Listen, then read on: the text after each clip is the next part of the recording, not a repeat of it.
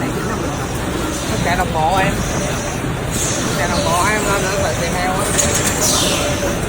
Em thấy nó thiếu hay sao? Đây là luôn. Ủa nó dư á. Nó nhẹ quá cái này là À nó kéo là chặt rau chứ. Ấy là em muốn cho nó kéo nhanh lên đó hả? có chỉ giữa cùng nó giảm lại.